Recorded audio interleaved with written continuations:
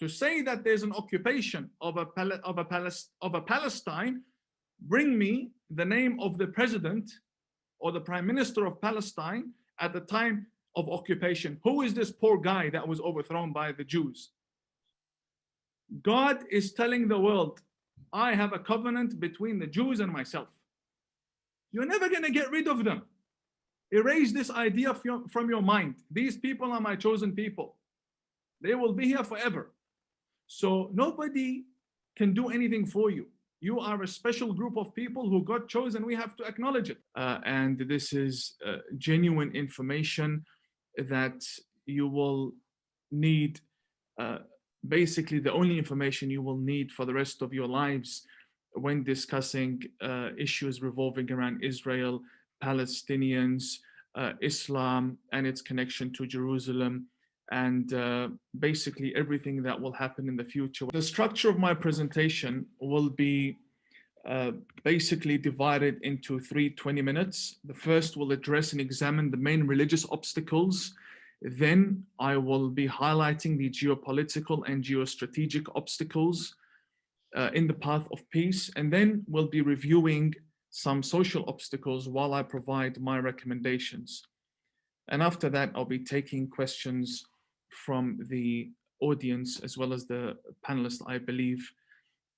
I would like to say that I will be speaking as a Muslim from the Middle East, because I usually speak as a Muslim who resides in the West, or it has been westernized, or has assimilated, integrated. All of that is true, but it's very important for you and for those listening to see the perspective of the Muslim world. And you will come to realize that things are similar, but they are unique and somewhat different when we see what these solutions could be. How the Middle East is behaving with regards to peace is very different to how the West sees dialogue and peace. Although we may have a lot of things in common and many things might appear to be the same, but their essence is not necessarily the same. So I'll be speaking as a Muslim, as an Arab. I'll be putting my Western culture aside from me speaking English.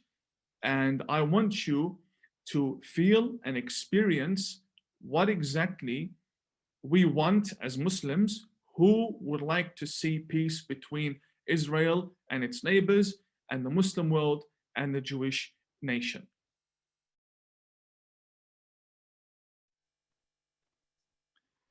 The religious obstacles are basically doubts that the Islamists, and when we say Islamists, we should define that before speaking about them.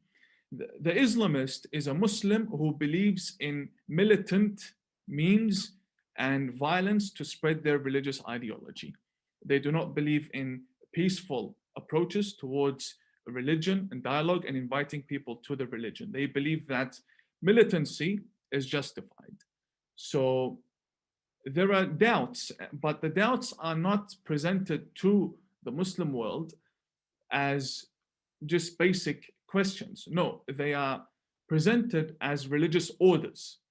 Here are three main examples of these doubts.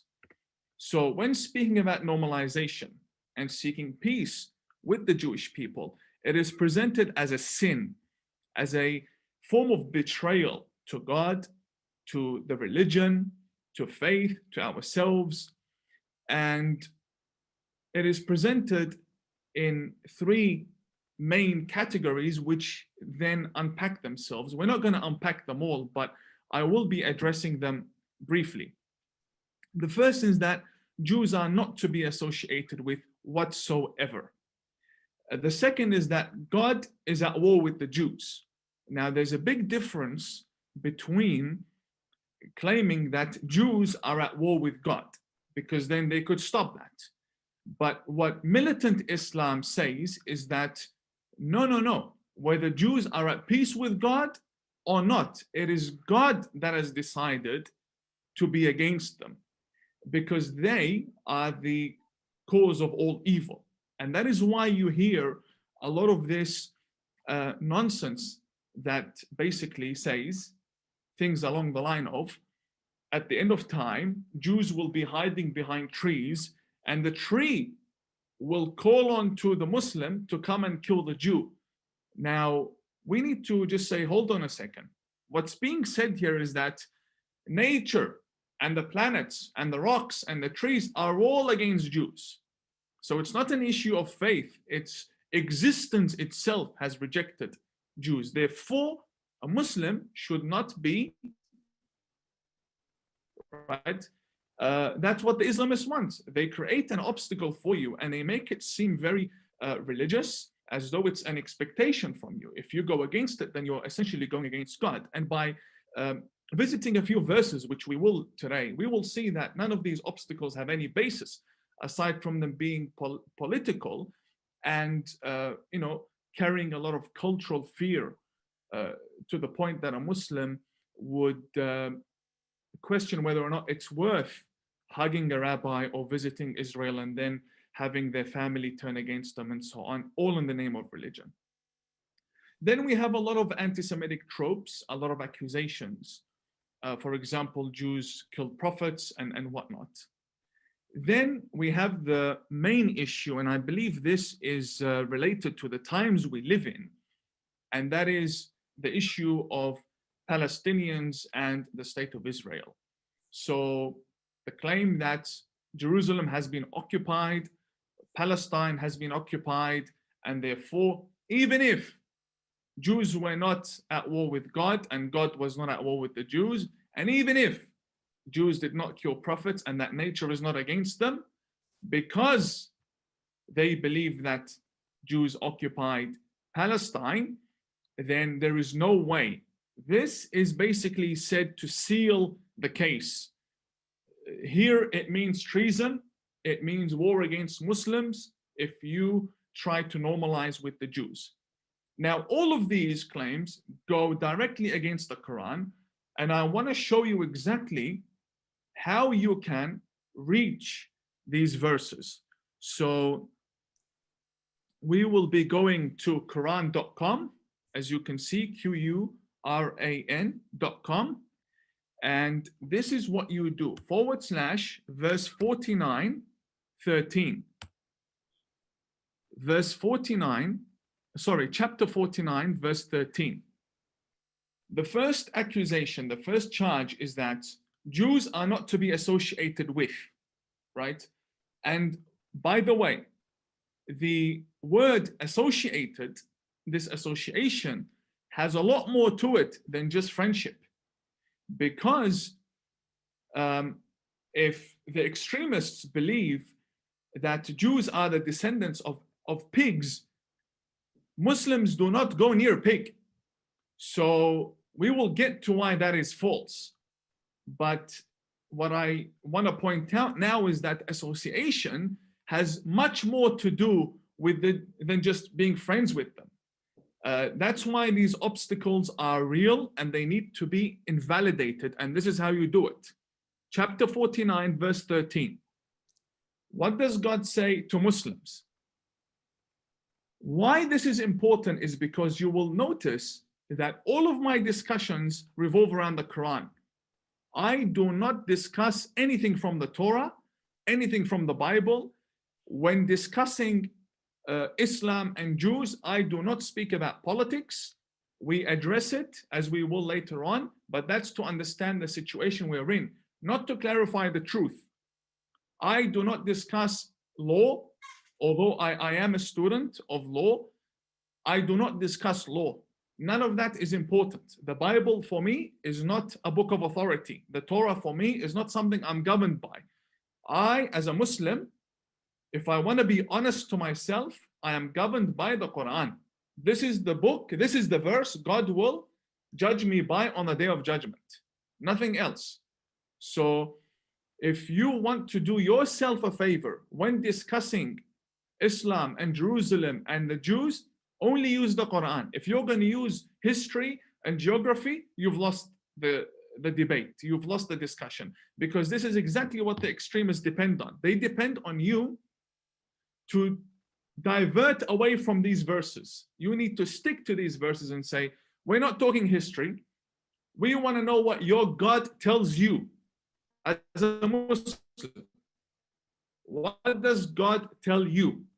So when I'm dealing with Jews and my family tell me, why are you speaking to Jews? I show them this verse. Case closed. What does God tell me as a Muslim? O mankind, he spoke to mankind, not just Muslims, not just the believers, all humans. Indeed, we have created you from male and female, and made you peoples and tribes, that you may know one another. This means that we were meant to associate with other people and other tribes. And the Jews were present in Arabia when this verse was revealed, and the Jews are a tribe. So which amongst these people is the best? God says to me, the best and most noble of you in the sight of God is the most righteous. So, all humans, the best of you is the most righteous. Not the best of you is the Muslim.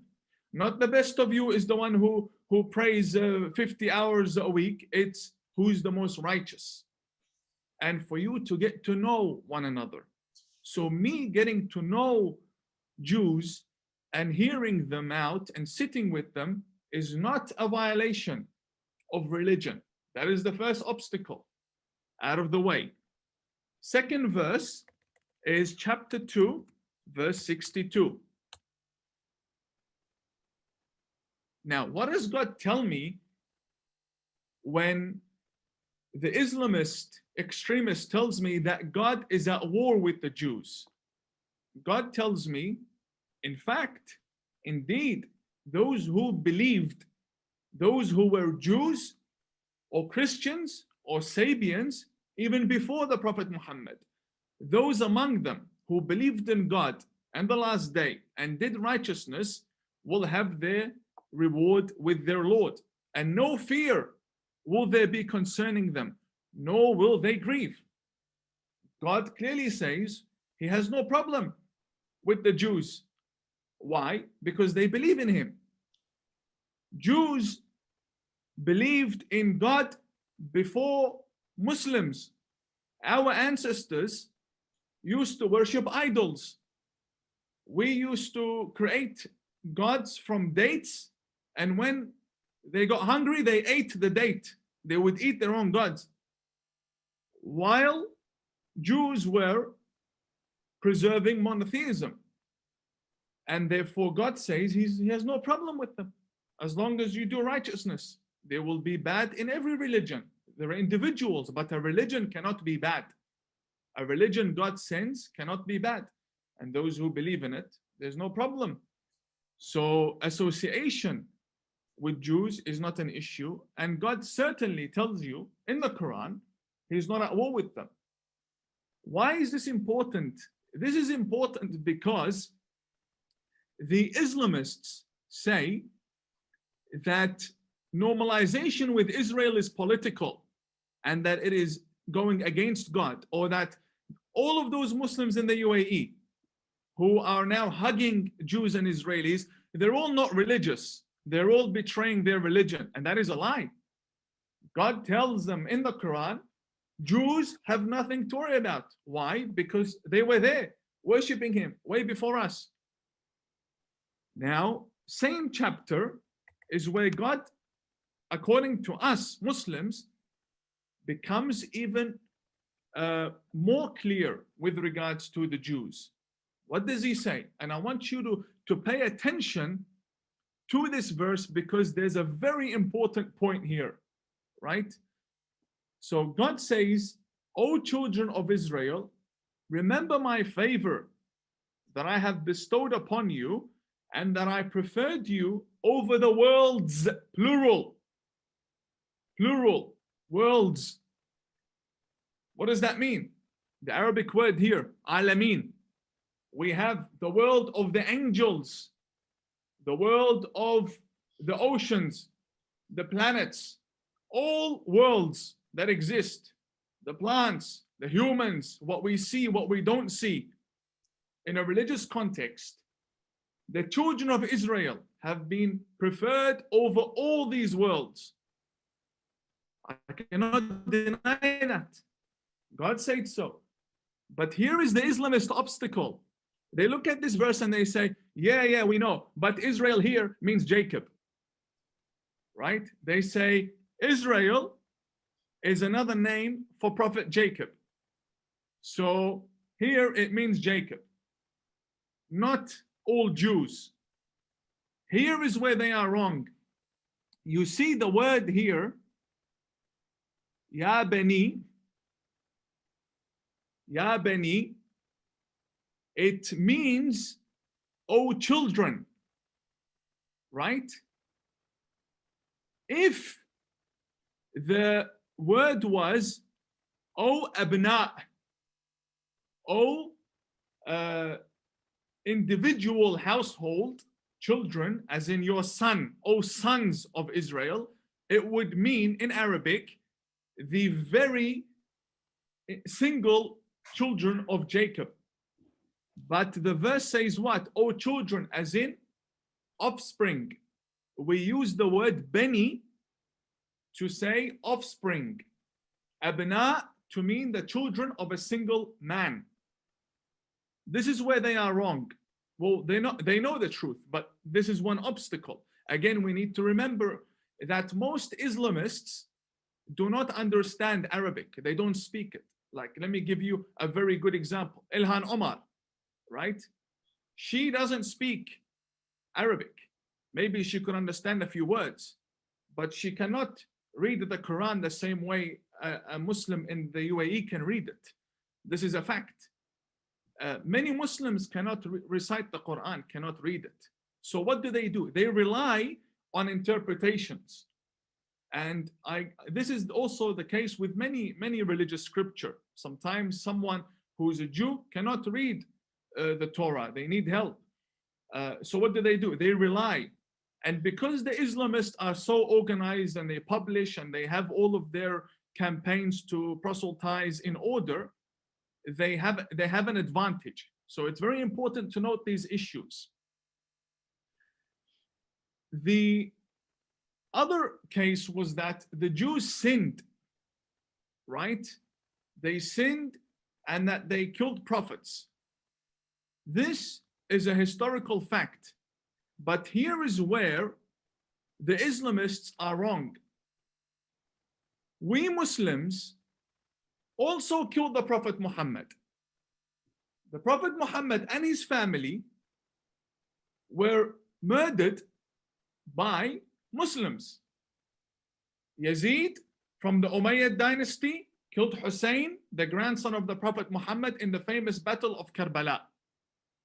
There's always been conflict between the family of the Prophet during his lifetime and after his lifetime. So does that mean that all Muslims are bad because a group of them decided to sin, regardless of what sin it may be? Right? Regardless of the sin. Is there a link between sinning and losing your land?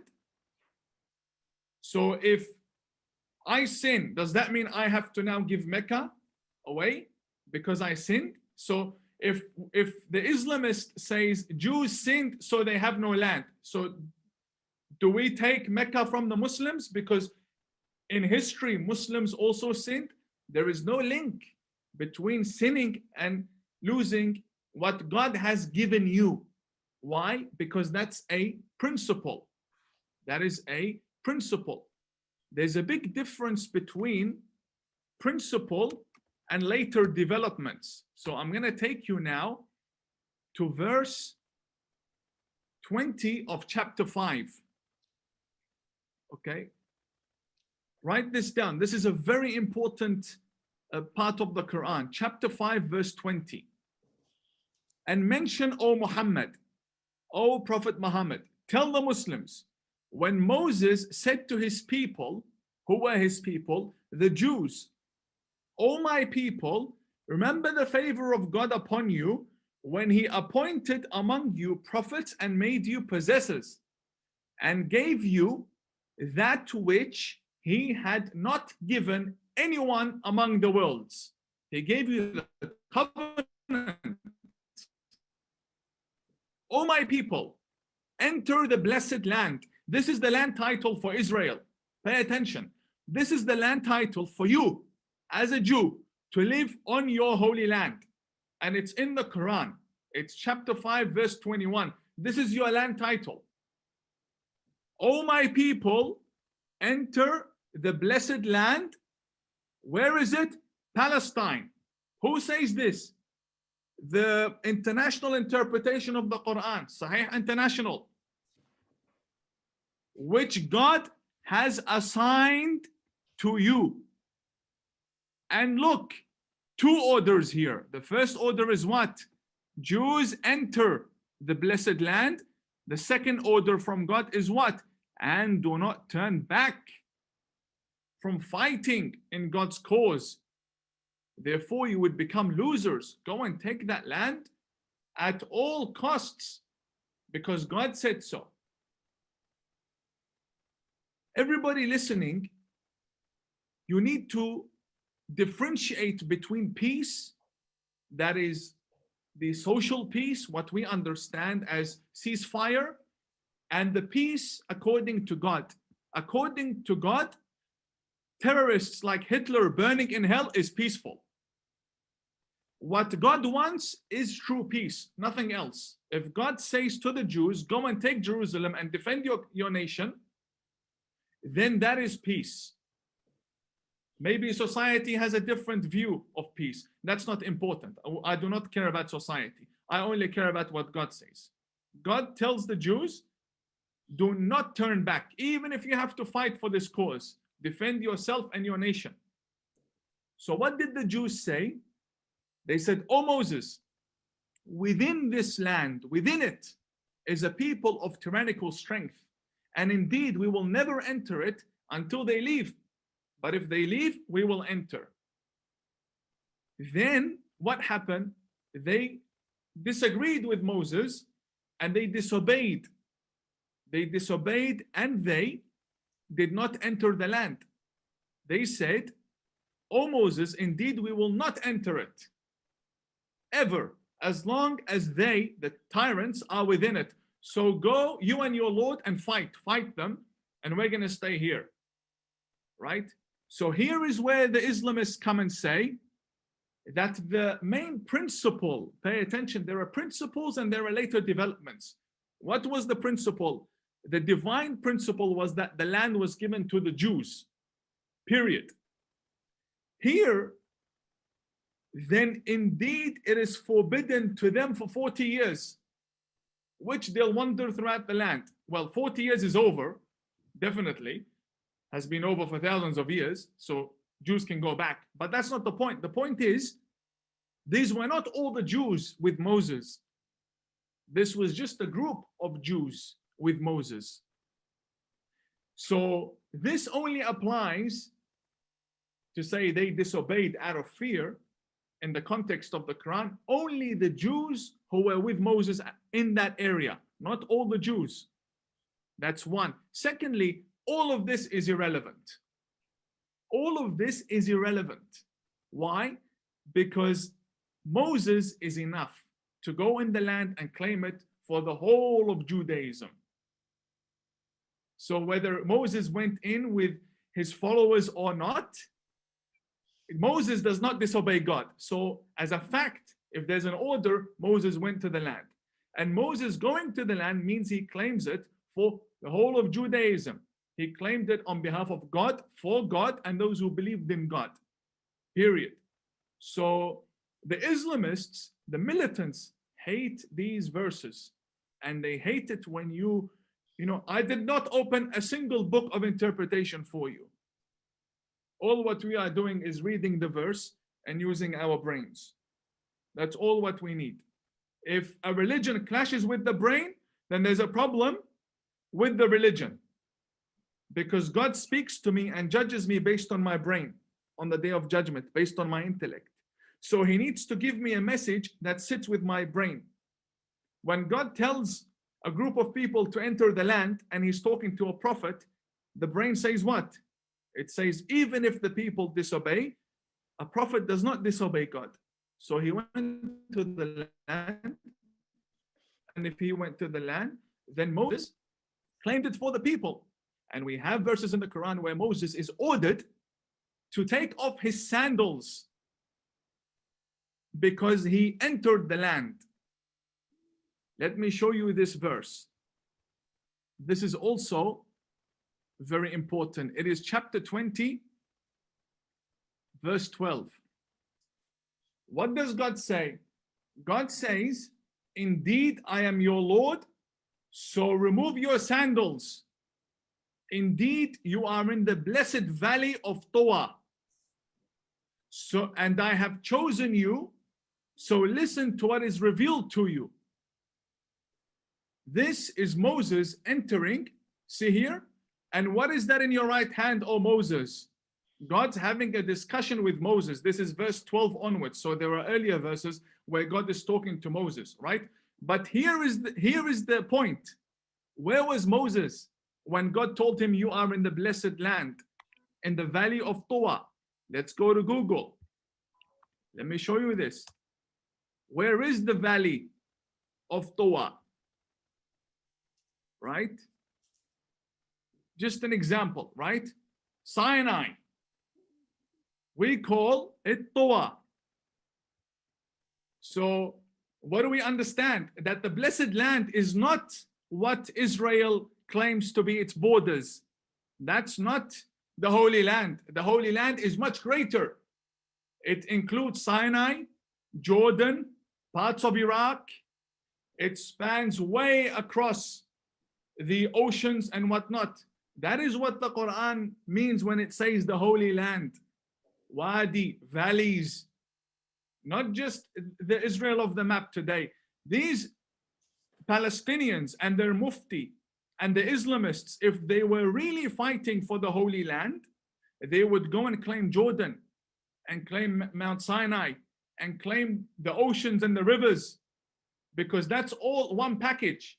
Religion, we're not selling tomatoes. You can't just say, I want Jerusalem, and you have the rest. No, it's all one Holy Land.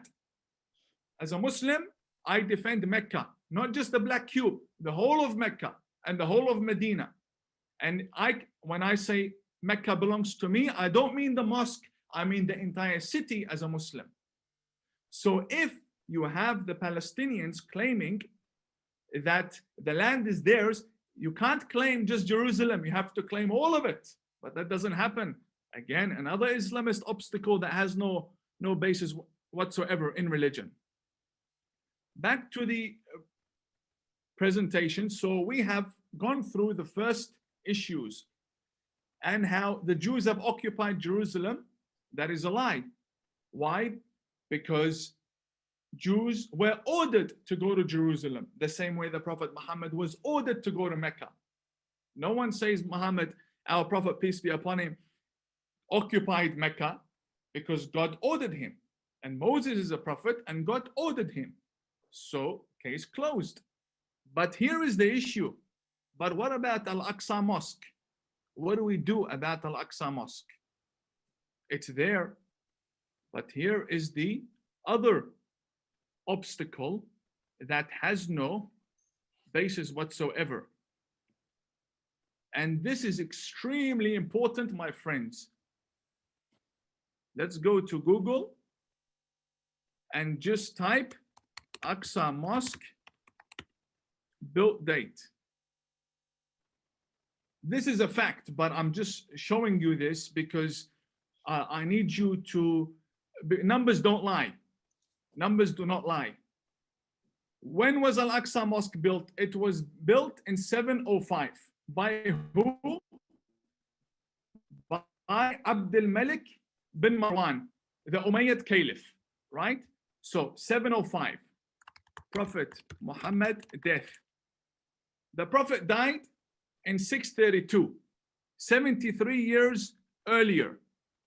So here is the question we have. as a Muslim, this is my question. This is the supposed Al-Aqsa Mosque. Okay? So, if the Prophet Muhammad is believed to have come here on a miracle, he was raised from Mecca by miracle and he came here, how could he come here when this mosque came to exist 73 years after he died? How is that possible? The Prophet dies in 632. This is finished and built. The first prayer is held here in the year 705. How is it possible? That's impossible. It cannot happen. Because the Quran finished when the Prophet Muhammad was alive. When the Prophet died, there's no more revelation from Archangel Gabriel, according to our belief. So the verse that says, blessed be God who took his messenger from Mecca to Al-Aqsa, right? That happened during the Prophet's lifetime. He was taken by miracle, not after his death. So how can the Prophet visit a mosque that didn't exist? And how can a name be given to it if it didn't exist? The Islamist says, but there is a issue. Mosque means place of worship. So it doesn't have to be a structure. It can be empty land. And it can be considered a place of worship. This is where we say that is wrong, because the verse says, Al-Aqsa Mosque, whose surroundings have been blessed, which means there were borders, surroundings, like the picture I showed you. But that only came to exist 73 years after the Prophet Muhammad. So in reality, the mosque they are fighting for is not Al-Aqsa Mosque, that is named Al-Aqsa. I could establish a mosque in Australia and call it Mecca. It does not make it Mecca Mosque.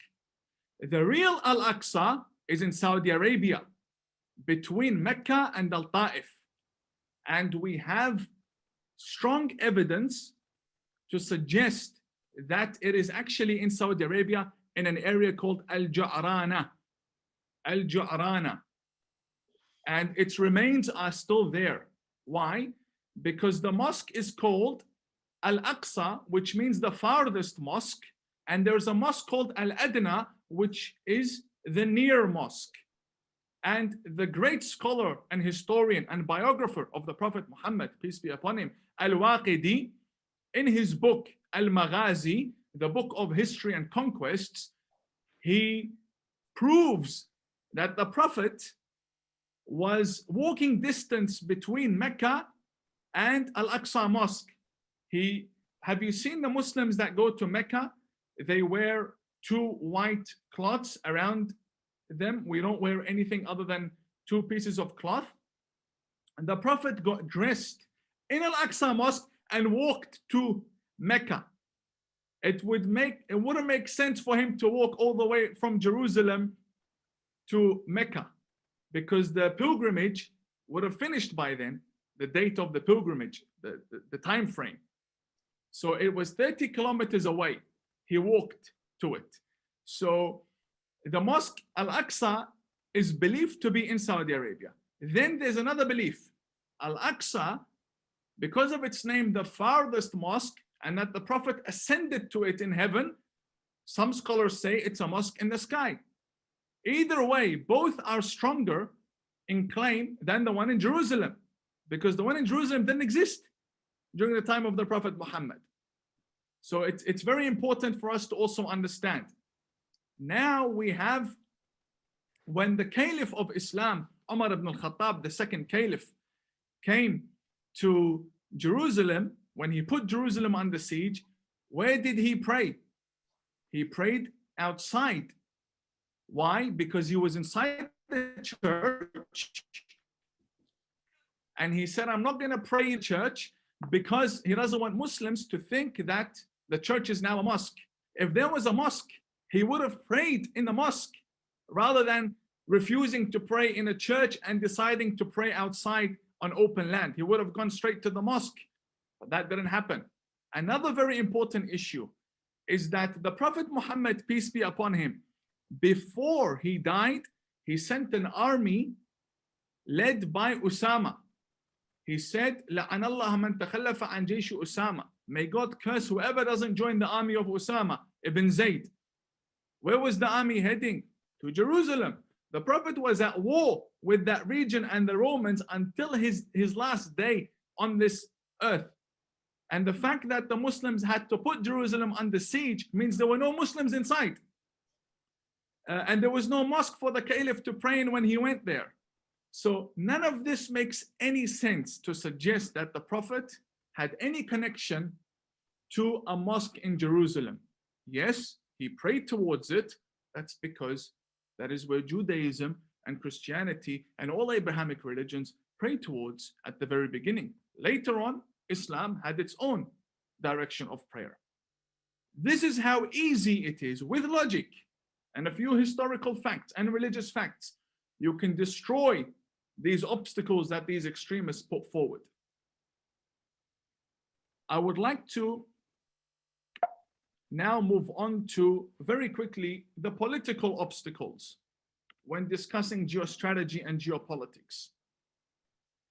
Countries operate in three ways with regards to each other. Now we're talking politics. There's a concept of balancing. So states balance against each other. Give you some examples. Russia and China are balancing their power against America. That is called balance of power. Then you have bandwagoning, which means countries with lesser advantages, whether it be coastal lines, economy, military. What do? They bandwagon, like Norway, like Australia. They depend on a greater power, like America, like the UK, in order to provide it with economic stability, to provide it with military support if needed. And our countries do not balance against the countries they bandwagon on. Australia doesn't go and try to balance against America because it needs America. The same with other minor countries in Europe. Then you have isolation, such as North Korea. North Korea cannot balance against America. They don't have the power. Maybe they talk a lot, but Kim Jong-un doesn't have the power. So they don't bandwagon either. So what do? They go into political isolation. But what is the obstacle when it comes to peace with the Jews and Israel? I call it the Ayatollah concept, because there are only three. The first three ways are what is known in foreign policy, in geostrategy and geopolitics. You can read about these three. There is no fourth until the Iranian regime came in 1979. They introduced a new concept, and that is right in your face, right under your nose. They will infiltrate and create a militia. In Lebanon, it's Hezbollah. In Yemen, it's the Houthis. In Nigeria, it's the Zakzaki. In Iraq, it's all of these militias that they have. And it goes on and on and on. In Syria and whatnot. When they saw Hamas being a military body that is perfect for their agenda, they started to fund it. Iran are Shia Muslims. The Ayatollah is a Shia Muslim. Hamas are Sunni Muslim Brotherhood.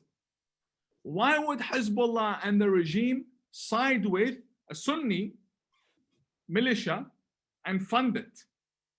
Why? Because it has an agenda that they believe they can utilize. These are the obstacles that the Ayatollahs have introduced, a new form of foreign policy, and one that doesn't say we're going to balance against you, we're not going to bandwagon, and we're not going to go into isolation. We're going to come to you and create a militia. And we will then control the narrative, and we will fight you through these militias. So what is the real issue here when it comes to the political obstacle? It's the fact that the Western world agrees with the Iranians. They see that the Iranians have a point. Sometimes you see a Western world leader, we don't want to mention names, they believe that the deals with Iran should continue and that there should be dialogue with Iran and that these ayatollahs should be heard and understood. They have a point. No, they don't have a point because they're not elected by their people. That's to begin with. And they butcher their own people. Other countries that the West has attacked and has gone into and intervened have done much less than what the regime has been doing for 4 decades. So this obstacle is mainly driven by think tanks in America, in Europe, where whenever the issue of drawing the red line for the regime is raised, they come and they say, oh, no, no, no, no. Don't make the people starve. Don't turn Iran into Syria. Don't do this, don't do that. Whereas that's not the agenda. The agenda is not to turn Iran into Syria. It's to make sure these terrorists do not continue spreading their arms of terror into other nations. So we'll get to the social aspect now. The social obstacles, Andrea, how much time do I have? I've lost track. You still have 10 minutes. Okay, excellent. So the social obstacles, I want to be very frank with, because I believe that what comes from the heart sits in the heart. There is an identity crisis, my friends. An identity crisis when it comes to discussing both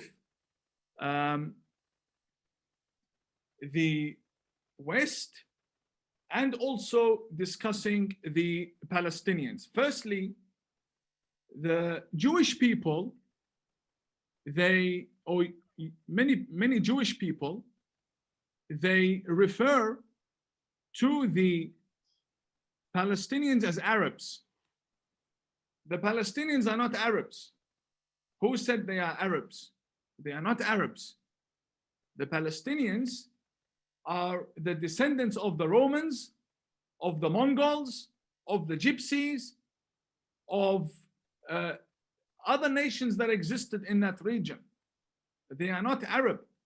So there is an identity crisis, and we should stop calling them Arabs because they're not Arabs.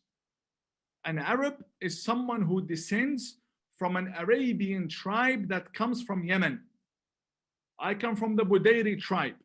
We descend from Hatam al-Ta'i, the well-known Arabian legend. Al-Sauda Arabs, Al-Thani, Al-Nahyan, the rulers of the UAE. These are Arabs. The Palestinians are Arabized. They've adopted Arab culture. They are not Arabs. They are families. They're not tribes. So the Egyptians are Africans. They're not Arabs. They call themselves Arabs because they speak Arabic. They've been Arabized, but they're Africans. The Lebanese are Phoenicians. They're not Arabs, but they speak Arabic, some of them. They've been Arabized. Same with Pakistan. Pakistan, they threw out Hindu language. They adopted Urdu, has many Arabic words. They dress like Arabs. They adopt Islam. They have the culture. They're Arabized. They're not Arabs. So the Palestinians are not Arabs. The Arabs who came to the region and live in the Palestinian areas have no claim to the land because they're not from there. They belong elsewhere. It's very important for us to understand this, which means the cause is not an Arab cause. It's not Israel versus the Arab world. And it's not an Islamic cause either, because the mosque is not agreed upon to be there to begin with. And Israel has not declared war against Islam. It's an issue of Israel and its neighbors dispute over borders. To say that there's an occupation of a Palestine, bring me the name of the president or the prime minister of Palestine at the time of occupation. Who is this poor guy that was overthrown by the Jews? Give me the name of the ministers who served in that Palestinian state that was overthrown and occupied. They do not exist. So I'm speaking to you as an Arab, not as a Westerner. If you want me to come and help you, and which we have for 7 decades, giving you everything we have, our wealth of our nations, our time, our energy, everything. If you want me to fight for you, and to hate the Jews. So you need a proper, valid argument. I cannot go killing Israelis just so Abu Mazen can be happy. Because you have an identity crisis. You think you are Arab. You're not Arab. I'll give you some examples. Look at their surnames. Shaheen. We don't have a tribe called Shaheen. In America, famous Palestinian. Linda Sarsour. Sarsour means cockroach. We don't have an Arabic tribe called cockroach. Who are these people? We don't know them. They're not from our regions. They don't. Look, if you say that the identity that works, fluid identity that works in the West is going to work in our regions, I tell you you're wrong. You don't become an Arab by claiming you're an Arab, because many things are involved. Tribal alliances, the protection of tribes, your tribal privileges. To say you're an Arab means you belong to a tribe. Which Arabian tribe? Until today, these tribes rule. So who do you belong to? You don't belong to any of them. Therefore, you have no claim to the land at all. There could be a claim that what about the Palestinians who converted from Judaism to Christianity to Islam? What about these people? The answer is yes, they have every right to be there. But the identity of the land doesn't change. Their religion changes. Tomorrow, the whole of Mecca can convert to Buddhism. Mecca is still Islamic land. It doesn't become Buddhist. The Jews converted to Christianity and then to Islam. So, doesn't change the identity of the land. It's still Jewish land. You have the right to the land if you purchase it. That is something we can discuss. But again, these fall under international law. I have no regard for Western and man-made law. I only care about the Quran. The Quran says the whole area was given to Moses. End of story. So I speak as a Muslim, not as a Westerner. And again, I will wrap up by addressing these issues of division and confusion and Jews forgetting the purpose and direction. So you would see why there is confusion. I'm going to get to that, but I want to conclude. So we have 5 points which are very important. 1, we address that the Quran acknowledges the Jewish claim to the Holy Land. 2, politics is unstable. The solution requires strategy, social bridges, not politics. You saw how governments operate. They can infiltrate. And also, if normalization takes place, it is political. Tomorrow, a new ruler in the UAE may come. You never know what will happen then, or in Bahrain. So therefore, it's social bridges that need to be constructed. Facing social challenges requires unity amongst our people. Palestinians are not Arabs. We discussed that. And then the Jewish claim must be amplified. This takes me back to what I want to conclude with. There's a lot of division, as you can see, because of what I am saying. The Islamists have their agenda. You have powerful people in the West who say they have a point, and therefore the truth gets lost between both people. But if we say, hang on, you're a Muslim, what is your book? The Quran, this is what it says. End of story. That's how I left my extremist beliefs, by just reading the Quran. We did nothing other than read the Quran today and discuss a few social issues, but my belief is due to what the Quran says. That division and confusion can only go if the Jews are united. And I want to say this as a friend. Jewish people are very divided amongst themselves when it comes to this issue of how to defend your rights. Firstly, what is your claim? I am an Arab and a Muslim. I don't know what the Jewish claim is until today. What do you want? Do you want Jerusalem? You're not loud enough. You look at the Palestinian claim. What are they claiming? Jerusalem. What are the Jews claiming? We don't know. We know they want to live in their holy land, but if you do not start claiming Jerusalem, then nobody's going to take your cause seriously, or at least it's not going to be taken as serious as you would like for it to be taken. If the land is yours, you need to say the land is ours every single day, the same way the other side is doing. The world needs you. You don't need anyone. Listen, from an Arab, for centuries, people tried to persecute you as Jews. They failed. You did not have a government to protect you until Israel came. There was no government protecting Jews before then. You still survived. You do not proselytize. You don't have stalls in the street calling people to Judaism. One of these would be enough for any religion to go extinct. Persecution, no protection, and no invitation. One of these would be enough for a religion, and that's how many religions have gone extinct. God is telling the world, I have a covenant between the Jews and myself. You're never going to get rid of them. Erase this idea from your mind. These people are my chosen people. They will be here forever. So nobody can do anything for you. You are a special group of people who got chosen. We have to acknowledge it. And that's why all prophets, until, well, you don't believe in Jesus as Jews, but Jesus was a Jew and he's a prophet to us. And the Prophet Muhammad was not a Jew, but he married Jews. So God chose that lineage from that tribe to carry his message. We need to acknowledge that. It's 2025. America's debt is over $37 trillion, and the dollar just had its worst crash since 1973. That puts your savings and your family's future at risk. That's why we trust Alpha Omega Gold, a company that stands unapologetically with Israel and supports Stand Tall Israel. Visit ao.gold/stand to claim your free precious metals wayfinder guide or call 1-855-426-4653 today.